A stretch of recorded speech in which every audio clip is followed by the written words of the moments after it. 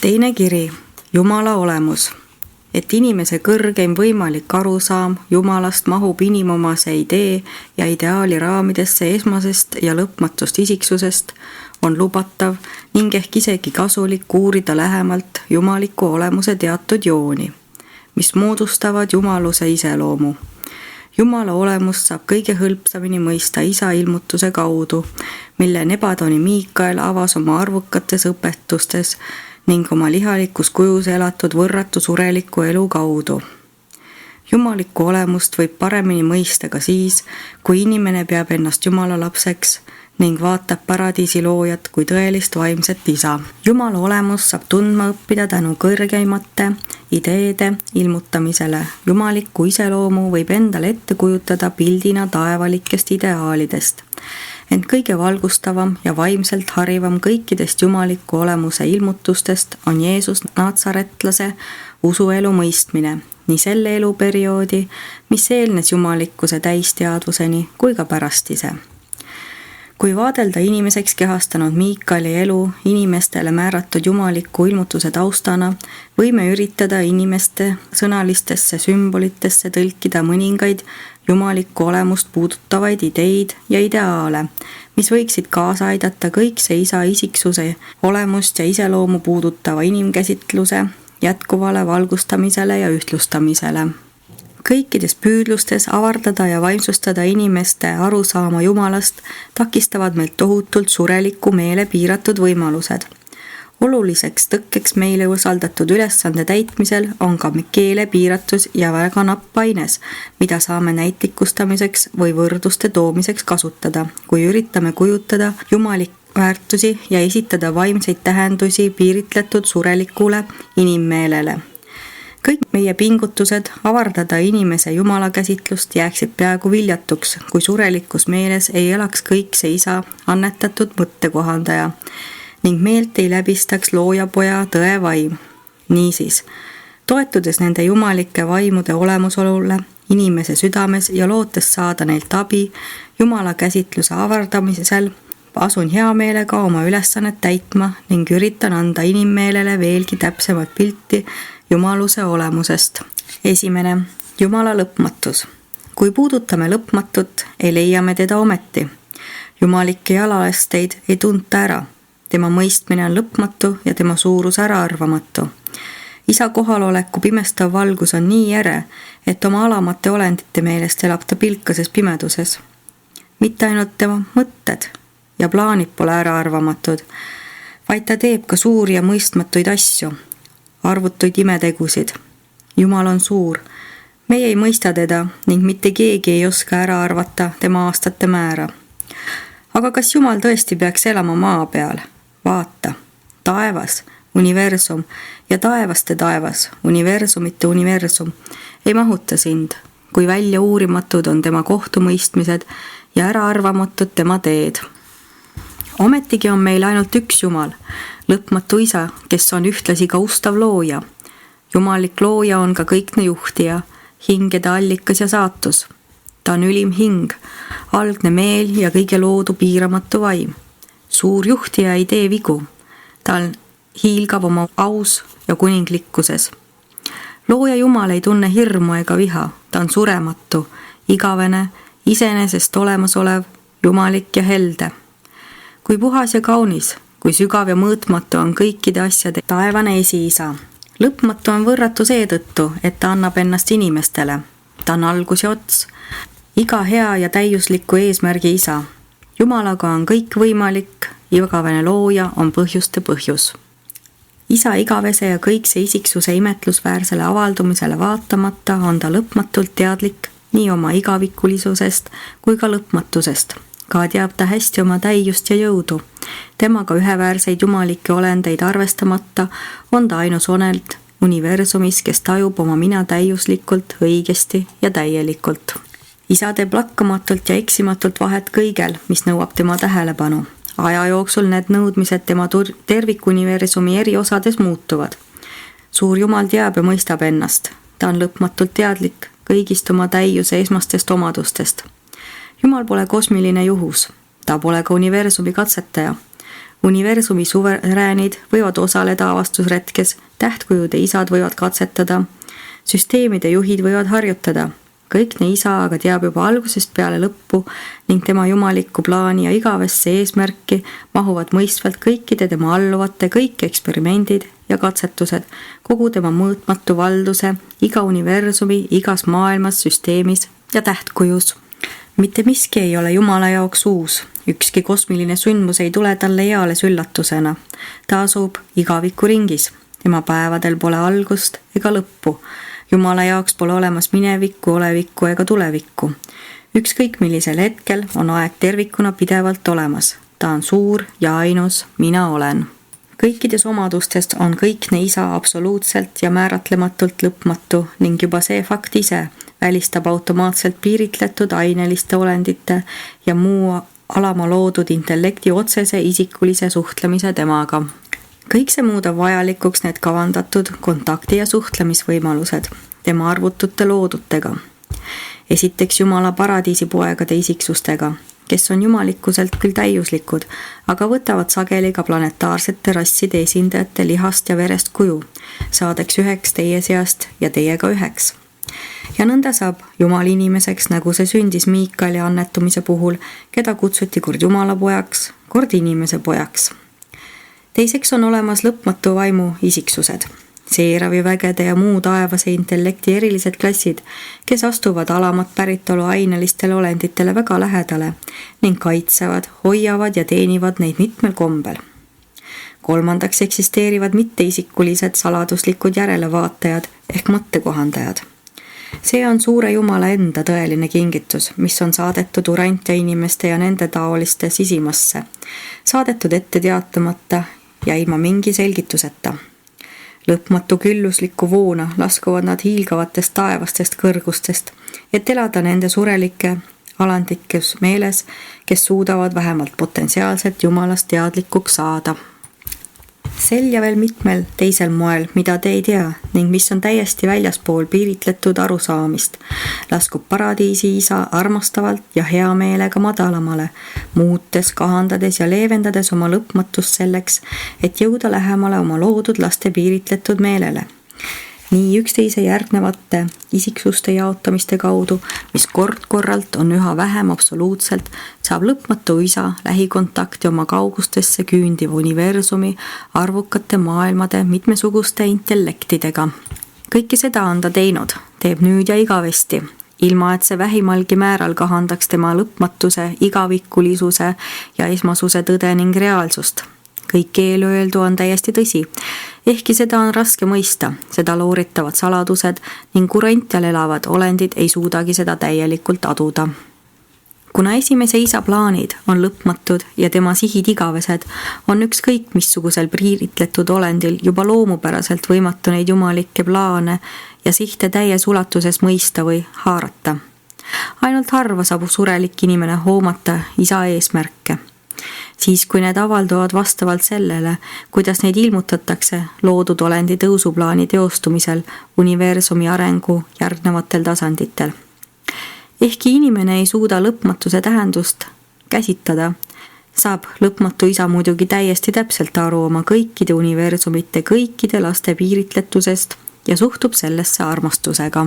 Jumalikkust ja igavikulisust jagab isa arvukate kõrgemate paradiisi olenditega, ent meie jaoks jääb küsitavaks, kas keegi neist olenditest, välja arvatud tema kooskõlastatud kaaslased paradiisi kolmsuses, jagab isaga võrdselt ka lõpmatust ja sellest johtuvat universaalset esmasust.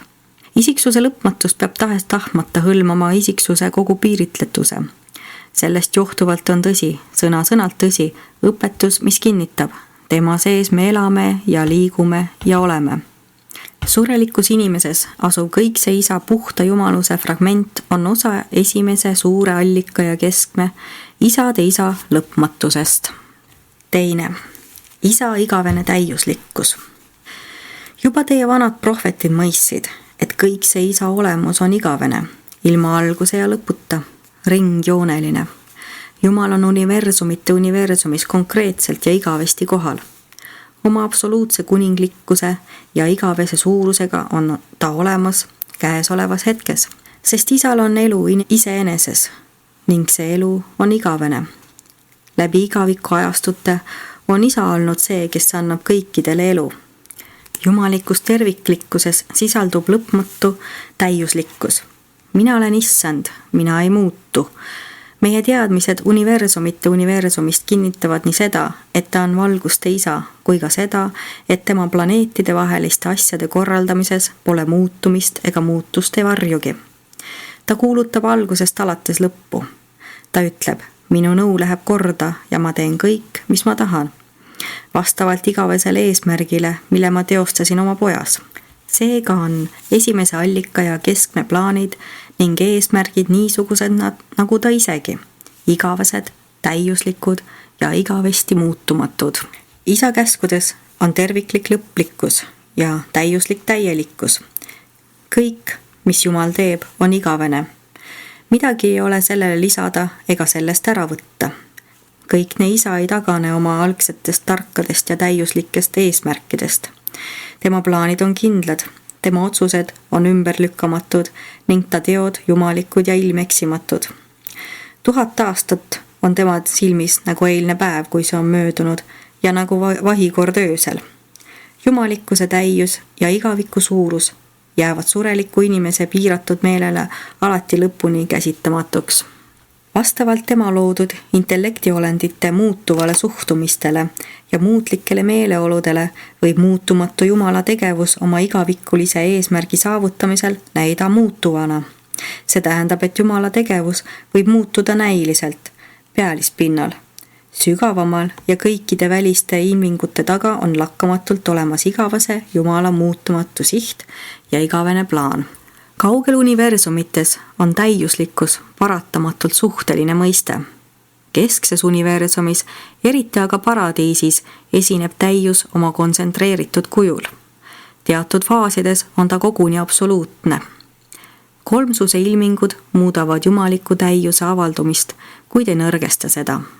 Jumala esmane täiuslikkus pole eeldatavas õigluses, vaid pigem tema jumalikust olemusest lahutamatus headuse täiuses. Ta on lõplik, täielik ja täiuslik. Tema õiglase olemuse ilust ja täiuslikkusest ei puudu mitte midagi. Kosmose kõikide maailmade elavate olenditega seostava plaani jumalik eesmärk ongi viia kõik tahteolendid üleva saatuseni, paradiisi isa täiuslikkuse jagamiseni. Jumal pole ei enesekestne ega endasse sulgunud. Lakkamatult annetab ta ennast kogu hiiglasliku universumi kõikidele eneseteadvust omavatele loodud olenditele. Jumal on igavesti ja lõpmatult täiuslik. Ta ei saa ise isiklikult kogeda ebatäiust. Ent ta tajub ebatäiuslikkust, mida kogevad kõikide paradiisi loojate poegade, arenevate universumite kõik edasi pürgivad olendid. Igale surelikule olendile, kes on jõudnud kõlbeliste probleemide eristamise tasemele, on omane see, et tema südame vallutab täiuse Jumala isikuline ja vabastav puudutus, mis ei jäta muutmata ka tema sügavat olemust. Sel moel, aga ka jumaliku kohaloleku kokkupuudete kaudu, osaleb kõikne isa tegelikult kogu universumi, iga moraaliolendi arengu elujärkude kogemustes, mis seostuvad ebaküpsuse ja ebatäiuslikkusega. Inimesele omane piiratus, potentsiaalne kuri ei kujuta endast osakest jumalikust olemusest, ent kurjaga seostuvad sureliku kogemused ning kõik inimese suhted sellega on vähimagi kahtluseta osake Jumala lakkamatult laienevast eneseteostusest ajalastes, moraalselt vastutust aduvates olendites, kelle on loonud või välja arendanud iga paradiisist pärit looja poeg. 3. Õiguse mõistmine ja õiglus. Jumal on õiglase meelega, järelikult on ta ka õiglane. Issand on kõigil oma teedel õiglast meelt. Mitte asjata ei ole ma teinud kõike, mida ma olen teinud, ütleb Issand. Issanda korraldused on õiglased. Kõik see isa õiglust ei saa mõjutada tema loodud olendite teod ja tegemised, sest meie Issand Jumal ei ole ebaõiglane. Ta ei eelista ühte teisele ega saa teda kingitustega ära osta. Kui kasutu on saata Jumala poole lapsikuid palveid, et ta muudaks oma muutumatuid korraldusi, nii et saaksime vältida tema tarkade loodusseaduste ja õiglaste vaimsete käskude õiglasi tagajärgi. Ärge eksige, Jumal ei anna ennast pilgata, sest mis inimene iganes külvab, seda ta ka lõikab. Tõsi on aga see, et isegi siis, kui pahategude viljade lõikamisel teostub õiglus, leevendab seda jumalikku õiglust alati halastus. Lõpmatu tarkus on too igavene vahekohtunik, kes otsustab, millises vahekorras õiglust ja halastust iga üksikul juhul rakendada. Jumala valitsuse vastu suunatud pahategude ja tahtliku vastuhaku eest on kõige karmimaks ja tegelikult vältimatuks karistuseks oma eksistentsist ilmajäämine selle valitsuse alamana.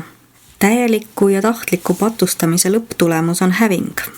Lõppkokkuvõttes on sellised patuga samastunud isikud ennast ise hävitanud. Kurjusele andumine muudab nad täiesti olematuks. Seesuguse loodud olendi tegelik kadumine lükkub aga alati nii kauaks edasi, kuni tolles universumis kehtiv õiguse mõistmine on lõpule viidud. Isiku eksistentsi lõpetamine otsustatakse tavaliselt kohtumõistmisega vastava maailma või vastavate maailmade usulise elukorralduse või ajajärgu üle. Seesugustes maailmades nagu Urantia tehakse kõnealune otsus siis, kui lõpeb planeedi usuline elukorraldus. Sellistel juhtudel võivad eksistentsi lõpetamise otsuse langetamises võrdselt osaleda kõik vastava kohtu alluvusega tribunalid, planeedi nõukogu, looja poja kohtud ning päevilt vanade tribunalid. Lahustamiskorraldus tuleb superuniversumi kõrgematelt kohtutelt pärast seda, kui patustaja maailmas esitatud süüdistus on leidnud vaieldamatult kinnitust. Kui hävitamisotsus on kõrgemal tasandil kinnitatud, viivad selle täide kohtunikud, kes asuvad ja tegutsevad superuniversumi keskuses. Kui niisugune otsus on lõplikult kinnitatud, siis lakkab patuga samastanud isik ainsa hetkega olemast, nagu poleks teda iial olnudki. Sellisest saatusest pole ellu ärkamist, see on lõputu ja igavene. Identiteedi elavad energiategurid lahutatakse ajamuudatuste ja ruumi ümberkujunduste abil kosmilisteks potentsiaalideks, millest nad kunagi kujunesidki. Mis kurjategija isiksusse puutub, siis jääb see ilma kestva elu võimalusest, sest ta ei suutnud teha neid valikuid ega langetada lõplikke otsuseid, mis oleksid taganud igavese elu. Kui isiksusega liituv meel ei pöördu patust, vaid samastub sellega lõplikult, siis elu lõpetamisel, kosmilisel lahustamisel neeldub niisugune isoleeritud isiksus kogu loodu ülemhinge ning temast saab ülima olendi areneva kogemuse osake. Iialgi enam ei muutu ta uuesti isiksuseks, tema identiteeti poleks nagu eales olemas olnudki. Kui isiksuses oli olemas mõttekohandaja, siis säilivad kogemuslikud vaimuväärtused ellujääva kohandaja reaalsuses. Universumi kõikides tegelike reaalsustasandite võitlustes jääb kõrgemat tasandit esindav isiksus lõpuks alati peale ja madalama tasemaga isiksus peab ennast kaotajaks tunnistama. See universumi vastuolude vältimatu tulemus kaasneb olemuslikult õigaga, et taseme jumalikkus vastab täpselt iga tahteolendi reaalsuse või tegelikkuse astmele. Puhtakujuline kurjus, täielik eksimine, tahtlik patustamine ja lahjandamata pahe tähendavad oma olemuselt automaatset enesetappu. Niisugused kosmilisele ebareaalsusele viitavad suhtumised võivad universumis püsida vaid armust johtuva sallivuse tõttu ja püsida ajutiselt. Nii kaua, kuni õiglast kohtuotsust langetavate universumi tribunaalide õiglust jagavad ja õigust mõistvad mehhanismid asuvad tegevusse. Kohalikes universumites on loojate poegade valitsemise sisuks loomine ja vaimsustamine. Need pojad on pühendanud end sellele, et teostavad edukalt surelike järkjärgulise tõusu paradiislikku plaani. Võidavad õigele teele tagasi mässajaid ja vääriti mõtlejaid. Ent kui kõik need armastusest kantud jõupingutused on lõplikult ja igavesti tagasi lükatud, viivad päevilt vanade jurisdiktsioonile alluvad jõud täide lõpliku lahustamise otsuse. 4. Jumalik arm. Arm ei ole midagi muud kui õiglus, mida leevendab tarkus, mis kasvab välja teadmiste täiuslikkusest ning piiritletud loodud olendite loomuomaste nõrkuste ja keskkonnaoludest johtuvate takistuste täielikust tundmisest. Meie Jumal on halastaja ja armuline, pika meelega ning rikas heldusest ja tõest. Seepärast igaüks, kes appi hüüab issanda nime, pääseb, sest ta annab palju andeks. Issanda heldus kestab igavesest ajast igavesti. Jah, tema heldus on igavene. Mina olen issand, kes toob maa peale armu ja halastust, õiguse mõistmist ja õiglust, sest nendest asjadest tunnen ma rõõmu. Ma ei alanda ega kurvasta inimlapsi mitte südamest, sest mina olen halastuse isa ja kõige lohutuste Jumal. Oma olemuselt on Jumal lahke, loomu poolest kaastundlik ja igavesti armuline ning eales ei ole vaja isale mingit survet avaldada, et tema armu ja halastust esile tuua. Loodud olendi vajadustest piisab, et täiel määral kindlustada isa õrn armu ja päästvat halastust. Et Jumal teab oma lastest kõike, on tal lihtne andestada. Mida paremini inimene oma ligimest tunneb, seda kergem on talle andeks anda ning teda koguni armastada. Vaid lõpmatu tarkuse rakendamine võimaldab õiglase meelega Jumalal sõltumata universumi olukorrast ühel ja samal ajal õiglust teenida ning oma armu jagada.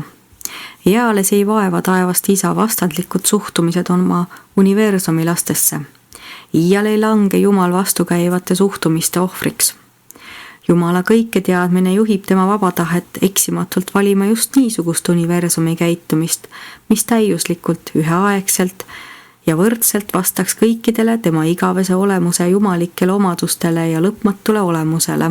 Arm on headuse ja armastuse loomulik ja vältimatu tulemus.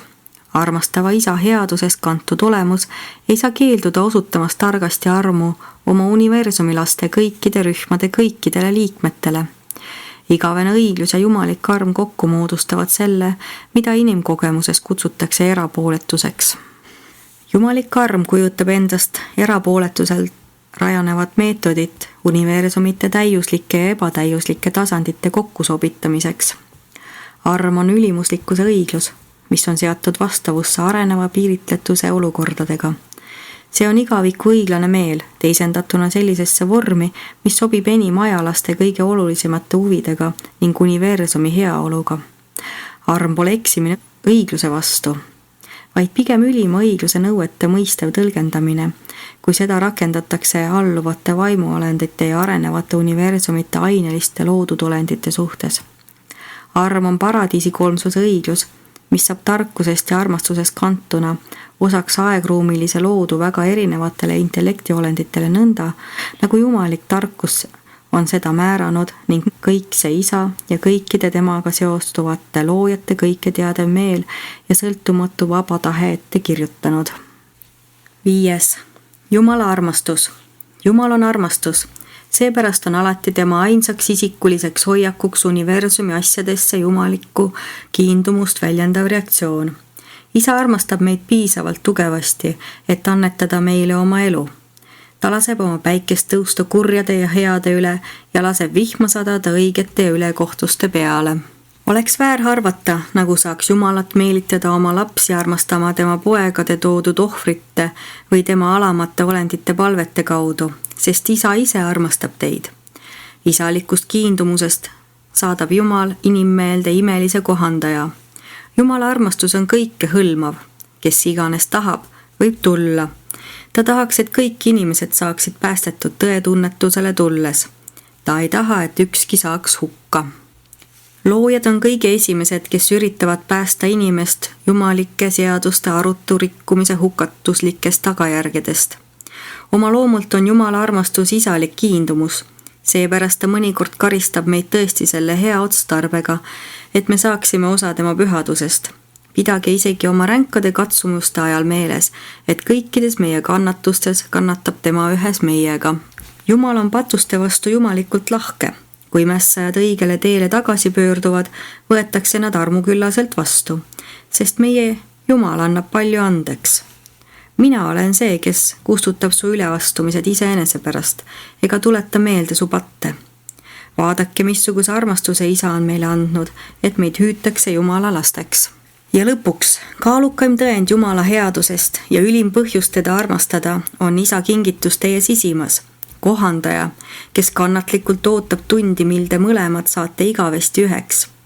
Ehkki te ei saa otsides Jumalat leida, tarvitseb teil vaid alluda sisimas asuva vaimu juhtimisele ning teid suunatakse eksimatult ühelt sammult teisele, ühest elust teise, universumist universumisse ja ajastust ajastusse, kuni te lõpuks seisate kõikse Isa paradiisi isiksuse ees.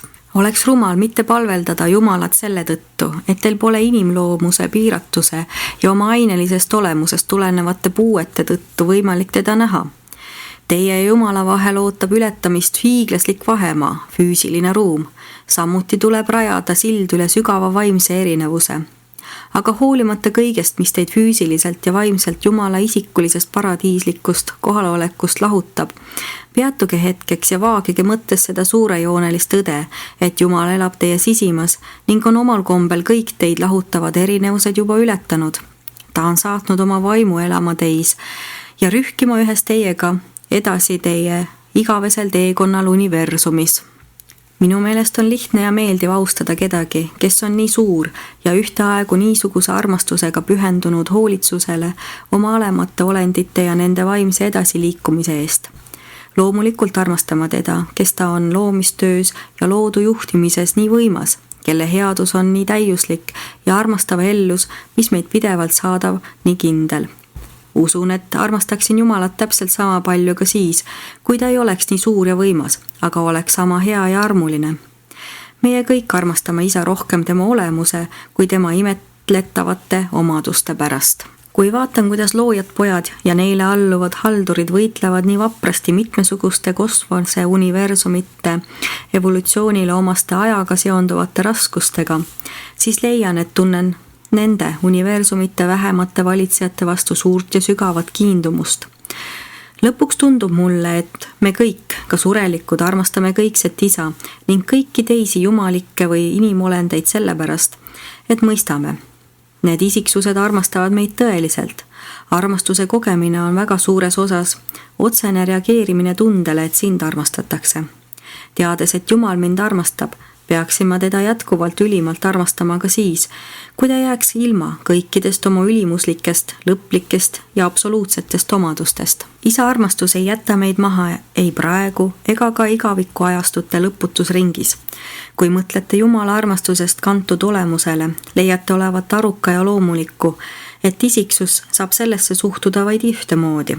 Te armastate oma loojat üha rohkem ja rohkem, tundes Jumala vastu seesugust kiindumust, mida võib võrreda lapse kiindumusega oma maisesse vanemasse. Nii nagu Isa, tõeline päris Isa oma lapsi armastab, nii armastab ka kõik ne Isa oma loodud poegi ja tütreid ning hoolitseb igavesti nende hea käekäigu eest. Kuid Jumala armastus on arukas ja kaugele nägev vanemlik kiindumus. Jumalik armastus toimib üheskoos jumaliku tarkusega ning kõik see Isa täiusliku olemuse kõikide teiste lõpmatute joontega. Jumal on armastus, kuid armastus ei ole Jumal. Jumalik armastus surelike olendite vastu avaldub kõige enam mõttekohandajate annetamises. Ent Isa armastuse kõrgeimat ilmutust võite näha tema poja Miikaeli annetumiselus, kui too elas maa peal oma ideaalselt vaimset elu. Inimese sisimas elav kohandaja on see, kes muudab Jumala armastuse iga inimhinge jaoks isiklikuks. Mõnikord tunnen lausa piina, kui pean inimomase sõnalise sümboli armastus abil kirjeldama jumalikku kiindumust, mida taevane Isa tunneb oma universumilaste vastu. Ehkki see termin tähistab tõepoolest inimese kõrgeimat arusaama surelikest austus- ja kiindumussuhetest, märgib ta üsna sageli ka väga paljut inimsuhetes sisalduvat läbinisti madalat, mille kohta oleks täiesti sobimatu tarvitada ükskõik missugust nendest sõnadest, mida kasutatakse, et tähistada elava Jumala võrreldamatut kiindumust oma universumi olenditesse. Kui kahju, et ma ei saa kasutada mõnda kõrgemat jumalikku terminit, mida tarvitatakse ainult selles kindlas seoses ning mis vahendaks inimmeelele paradiisi Isa jumaliku kiindumuse tõelist olemust ja ainulaadselt kaunist tähendust. Kui inimene kaotab silmist isikulise Jumala armastuse, saab Jumala riigist pelk headuse riik. Jumaliku olemuse lõpmatule ühtsusele vaatamata iseloomustab kõiki Jumala isiklikke suhteid oma olenditega eeskätt armastus. 6. Jumala headus. Füüsilises universumis võime näha jumalikku ilu, intellektuaalses maailmas aduda igavest tõde, ent Jumala headus on mõistetav ainult isikliku usukogemuse vaimses ilmas. Oma tõeliselt olemuselt on religioon usule rajanev usaldus Jumala headuse vastu. Filosoofias võiks Jumal olla suur ja absoluutne, isegi mingil moel mõistuslik ja isikuline, kui religioonis peab Jumal olema ka kõlbeline, ta peab olema hea. Suurt Jumalat võib inimene küll karta, kuid ta usaldab ja armastab vaid head Jumalat. See Jumala headus on Jumala isiksuse osa ning ta ilmutub täielikult üksnes Jumalasse uskuvate poegade isikliku usukogemuse kaudu. Religioon viitab sellele, et vaimolemuslik ülimaailm on teadlik inimeste maailma põhivajadustest ja reageerib neile. Arenev usun võib muutuda eetiliseks, kuid ainult ilmutatud religioon saab tõeliselt ja vaimselt kõlbeliseks. Igivana arusaama Jumalast kui kuninglikust moraalist juhitud jumalusest tõstis Jeesus uuele tasandile. Sellisele tasandile, millest õrnemat ja kaunimat surelikku kogemus ei tunne.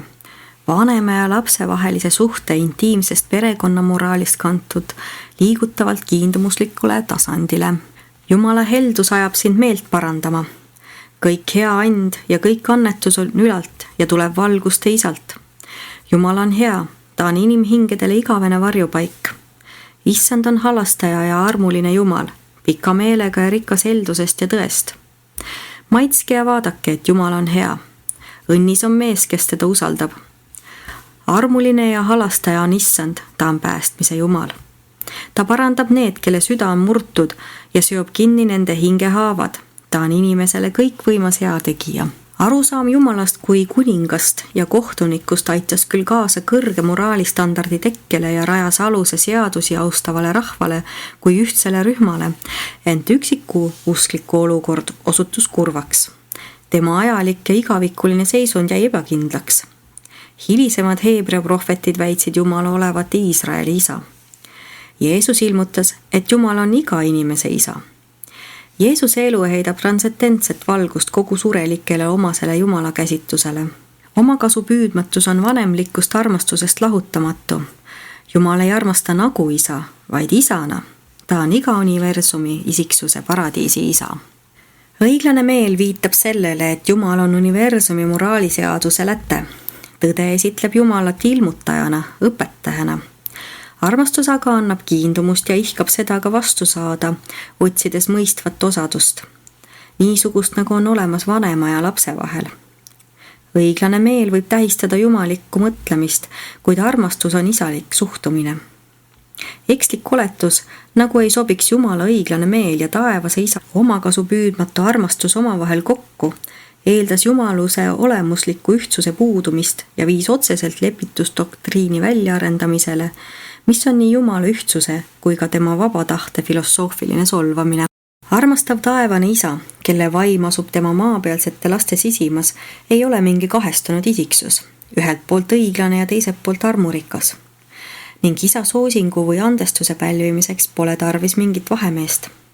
Jumaliku õiglase meele üle ei valitse karm karistav õiguse mõistmine. Jumal kui isa kõrgub Jumala kui kohtuniku kohal. Ealeski ei ole Jumal vihane, kättemaksu himuline või tige. On tõsi, et tarkus hoiab sageli tema armastust tagasi, samas ohjeldab õiguse mõistmine tema ärapõlatud armu. Tema õigluse armastus ei välista samavõrd tugevat viha patu vastu. Isa pole ebajärjekindel isiksus, sest jumalik ühtsus on täiuslik. Paradiisi kolmsuses valitseb absoluutne ühtsus ja seda Jumalaga üheväärsete isiksuste igavesest identiteedist hoolimata. Jumal armastab patustajat ja vihkab pattu. Filosoofiliselt on niisugune väide küll tõene, kuid Jumal on transcendentne isiksus ning isikud saavad armastada ja vihata ainult teisi isikuid. Patt ei ole isik. Jumal armastab pattu langenut, sest too on isikuline reaalsus, potentsiaalselt igavene. Aga patu kohta pole Jumala isiklikku suhtumist, sest patt pole vaimne ega isikuline reaalsus. Järelikult pöörab selle olemasolule tähelepanu vaid Jumala õiguse mõistmine. Jumala armastus päästab patustaja. Jumala seadus hävitab patu. Ilmselt muutuks see jumalikule olemusele omane suhtumine siis, kui patustaja samastuks lõpuks täielikult patuga. Nii nagu see sama surelik meel võib täielikult samastuda inimese sisimas asuva vaimuga, kohandajaga. selline patuga samastunud surelik muutuks siis oma olemuselt täielikult ebavaimseks ja seega isikuliselt ebatõeliseks ning kogeks olemise pöördumatut lõpetamist. Üha reaalsemas ja järjest vaimsemas universumis ei saa loodud olendi olemuse ebatõelisus või isegi pelgalt ebatäielikkus igavesti püsima jääda. Kui Jumal pöördub isiksusliku maailma poole, leitakse ta olevat armastav isik. Vaimsesse maailma pöördudes on ta isikuline armastus. Usukogemuses on ta mõlemat. Jumala tahtemaailmast pärinevat tahet tähistab armastus. Jumaliku tahtevabaduse aluseks kõik selle suundumusele armastada, osutada armu, näidata üles kannatlikkust ja jagada andeks andmist on Jumala headus. 7. Jumalik tõde ja ilu. Kogu piiritletud teadmine ja loodud olendite mõistmisvõime on suhteline. Isegi kõrgetest allikatest ammutatud teave ja teadmised on vaid suhteliselt täielikud, piiratud ulatuses täpsed ja isikuliselt tõesed. Füüsilised faktid on küllaltki ühelaadsed, ent tõde on universumi filosoofias elav ja paindlik tegur. Arenevad isiksused on omavahelises suhtlemises ainult osaliselt targad ja suhteliselt tõelised. Nad saavad tunda end kindlana üksnes sinnamaani, kuhu küünib nende isiklik kogemus. See, mis ühes paigas võib näida täiesti tõsi, võib loodu mõnes teises osas osutuda vaid suhteliselt tõeseks. Jumalik tõde, lõplik tõde on muutumatult ühesugune ja universaalne. Aga vaimsete asjade kirjeldus, nii nagu seda esitavad arvukad eri sfääridest pärinevad isikud, võib teinekord üksikasjades erineda. Põhjuseks just see teadmiste täielikkuse ja isiklike kogemuste mahu suhtelisus, aga ka nende kogemuste kestuse ja ulatuse suhtelisus. Ehkki esimese suure allika ja keskme seadused ning ettekirjutused, mõtted ja suhtumised on igavesti, lõpmatult ja universaalselt tõesed, on nende rakendamine ja kohandamine iga universumi, süsteemi, maailma ja loodud intellektiolendi puhul kooskõlas loojate poegade plaanide ja menetlustega, vastavalt sellele, kuidas igaüks neist oma universumis tegutseb. Samuti sobivad nad kokku lõpmatu vaimu ja kõikide teiste nendega seotud taevaste isiksuste kohalike plaanide ning toimimisviisidega. Materialism kui väärteadus mõistaks sureliku inimese universumi heidikuks. Niisugune osaline teadmine kujutab endast potentsiaalset kurja, mis on kokku pandud nii heast kui ka kurjast. Tõde on kaunis, sest ta on ühtaegu külluslikult rikas ja sümmeetriline. Kui inimene otsib tõde, püüdleb ta selle poole, mis on jumalikult tõeline. Filosoofid teevad oma kõige suurema vea siis, kui nad eksivad petlike abstraktsioonide rappa, tavatsedes keskenduda tähelepanu reaalsuse ühele tahule ja kinnitada siis, et selline üksik tahk ongi kogu tõde. Tark filosoof aga otsib alati seda loovuslikku plaani, mis on olemas kõikide universumi nähtuste taga ja enne neid. Ikka ja alati käib looja mõte loometegevusest ees. Intellektuaalne eneseteadvus võib avastada tõe vaimse tunnusliku omaduse, ilu. Mitte ainult oma käsitluste filosoofilise järjepidevuse kaudu, vaid sootuks usaldusväärsemalt ja kindlamini alati ligi oleva tõe vaimu eksimatu reageeringu kaudu. Õnn johtub tõe äratundmisest, sest tõele vastavalt võib tegutseda, võib elada. Eksimine toob kaasa pettumust ja muret, sest kuna tegemist pole reaalsusega, ei saa seda kogemuslikult teostada. Jumalikku tõde tuntakse kõige paremini talle omase vaimse hõngu kaudu. Ühendumist, jumalikku seostatust otsitakse igavesti. Kaugustesse küündiv füüsiline universum ühendub paradiisisaares. Mõistuslik universum ühendub meele Jumalas, ühises toimijas. Vaimne universum on ühendatud igavese poja isikus. Kuid aja ja ruumi üksik surelik ühendub Jumal isaga oma sisimas elava mõttekohandaja kaudu, kes on otseseks sidemeks kõikse isaga. Inimeses elav kohandaja on Jumala fragment, kes otsib lakkamatult jumalikku ühendumist esimese allika ja keskme paradiisi jumalusega ja temas. Ülima ilu tajumine on reaalsuse leidmine ja sellega ühendumine. Jumaliku headuse nägemine igaveses tões on lõplik ilu. Isegi inimomase kunsti ilu seisneb selle ühtsuse harmoonias. Heebrea religiooni suur viga oli selles, et tal ei õnnestunud seostada Jumala headust teaduse faktitõdedega ja kunsti kütkestava iluga. Tsivilisatsiooni arenedes jätkas religioon ikka sedasama rumalat kurssi ja rõhutas liigselt Jumala headust, jättes tõe suhteliselt varju ja heites ilu kõrvale. Siis tekkiski teatud liiki inimeste seas üha süvenev suundumus ära pöörduda käsitlusest, milles isoleeritud headust vaadeldi abstraktselt ja kõigest muust ära lõigatult.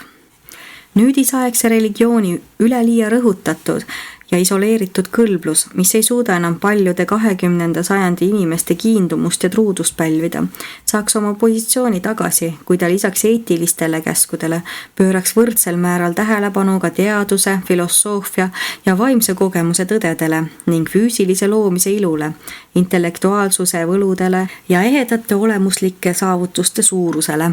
Praeguse ajastu religioosne väljakutse on heidetud neile vaimse taibuga ettenägelikele meestele ja naistele, kelle pilk on suunatud tulevikku ning kes mõistavad tungida vaimsete asjade olemusse, kes söendavad kosmilise tõe, universumi ilu ja jumaliku headuse avardunud ning oivaliseks tervikuks ühendatud kontseptsioonidest luua uue ja köitva elufilosoofia. Niisugune uus ja õiglane nägemus kõlblusest tõmbab enda poole kõike head inimmeeles ja kutsub ligi kõike parimat, mis sisaldub inimese hinges. Tõde, ilu ja headus on jumalikud reaalsused ning vastavalt sellele, kuidas inimene vaimse elu astmestikul kõrgemale tõuseb, saavad need igavikulisused, ülimad tunnuslikud omadused ikka rohkem ja rohkem kooskõlastatuks ning ühendatuks Jumalas, kes on armastus. Kogu tõde, aineline, filosoofiline või vaimne, on ühtaegu ilus ja hea. Kogu tõeline ilu, aineline kunst või vaimne sümmeetria on nii tõene kui ka hea. Kogu ehtne headus, kas isiklik kõlblus, ühiskondlik õiglus või jumalik hoolitsus, on võrdsel määral tõene ja ilus. Hea tervis, terve mõistus ja õnn on inimkogemusest ühinenud tõe, ilu ja headuse liit. Niisuguse otstarbeka ja tegusa elutasandit teostuvad energiasüsteemide, ideesüsteemide ja vaimusüsteemide ühindumisega. Tõde on seostav, ilu ligitõmbav, headus tasakaalustav. Ja kui need tõelisuse olemusse kuuluvad väärtused kooskõlastuvad isiklikus kogemuses, on tulemuseks ülevarmastus, mida reguleerib tarkus ja tasakaalustab ustavus. Kogu universumi hariduse tõeline eesmärk on tõhustada maailmade üksiku lapse kokkukuuluvust tema avarduva kogemuse ulatuslikumate reaalsustega. Inimtasandil on reaalsus piiritletud, kõrgematel ja jumalikel tasanditel lõpmatu ja igavene. Esitanud üks jumalikest nõuandjatest, kes tegutseb Uversa päevilt vanade volitusel.